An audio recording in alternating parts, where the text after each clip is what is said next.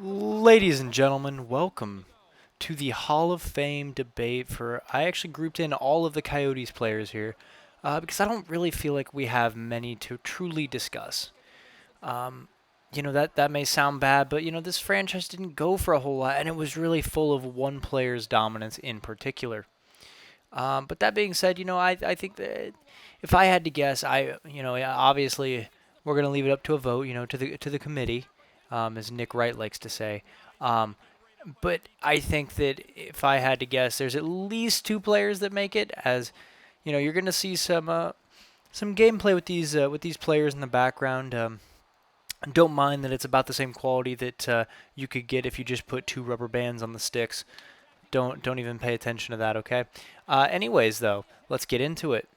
So the first player that I want to discuss here as a potential, we're gonna work our way up to the lock, um, and then it's gonna get more likely as we go on.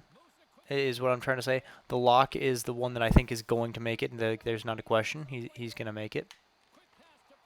Um, but with that being said, we're gonna start with our least likely player to make it. And for today's episode, that is unfortunately Mr. Bobby Prince. Okay, as I give up a goal, that's beautiful. So in terms of individual awards, Bobby just has the Calder. He has many 100-point seasons, which definitely helps him and is in his favor.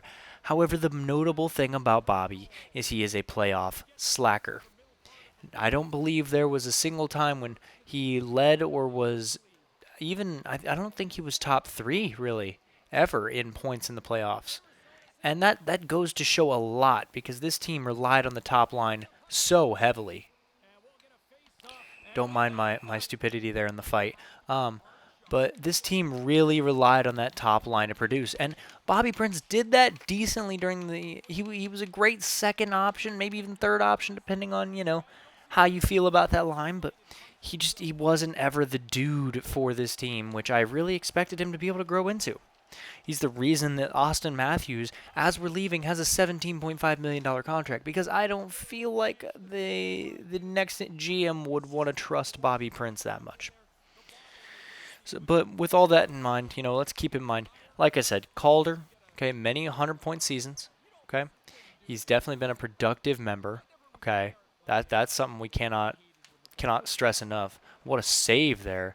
Um, but yeah, he's probably the least likely guy, in my opinion, out of this group of 5 or 6, maybe even 7. Oh, that was nasty. I'm sorry, I had to. That was absolutely nasty. As we get an achievement for that one, we're gonna watch a replay on that one. That was sick. But it's actually ironic because Clayton Keller is the next person that we want to discuss. So Keller was here. When we got here, obviously, not many individual awards to speak of. I don't believe there's any actually. Pardon me, guys. Still got my cough. No individual awards to speak of though. But he was the dude when we had no one. He was the lone bright spot on a forward core that frankly it could be rivaled by quite a few AHL teams if we're being perfectly honest with ourselves.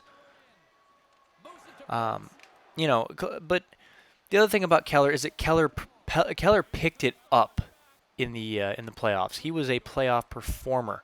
He would be a third liner, putting up like the most points or like the second most points, which is just frankly insane. You're not going to get that production out of many players. Oh my God, am I going to do it again here?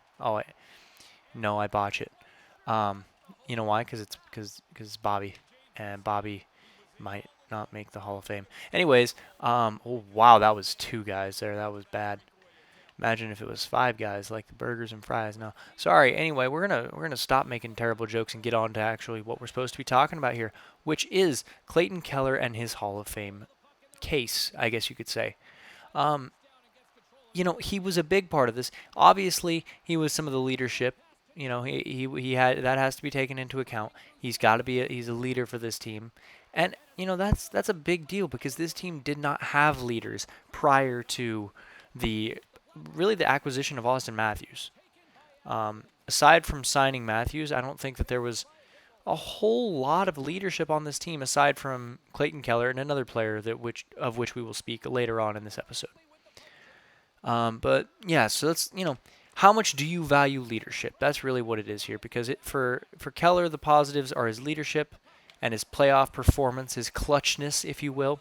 Whereas his cons are his overall production and no individual awards. So you guys set the standards. You let me know in the comment section what you think. Let's get into the next one, though. The next one is going to be that other leader I was talking about, Jacob Chitran. Now, Jacob Chitran, he's been really good for us. And when I say really good, I mean, he never complained about ice time. That sounds stupid, but he was an 87 overall who didn't ever have any problems with being the second line guy for the defense. He was a top line defenseman for quite a few years. He was a great leader at the back, physical, really set the tone. Did not have any individual awards, but he was always a constant back there. He was a constant presence, constantly someone they had to think about. So really, if you want Keller without playoff production, look at Chitran. Okay, let me know what you all think about Chitran's potential case, and we'll discuss that and we'll talk about the results next week. The next person that we're going to discuss is one of the big three line. That would be Connor Bedard. Okay, when Connor Bedard came into the team, first of all, he was part of that incredible offseason, if I do say so myself, where we acquired him as well as that's period. We acquired him as well as Austin Matthews in the same offseason to put together one heck of a first line, the big three line, if you will. But he didn't really have many individual awards. Obviously, he was a big part of the two Stanley Cups, the two what is it? The Campbell trophies, the Clarence S. Campbell, which is obviously the Western Conference.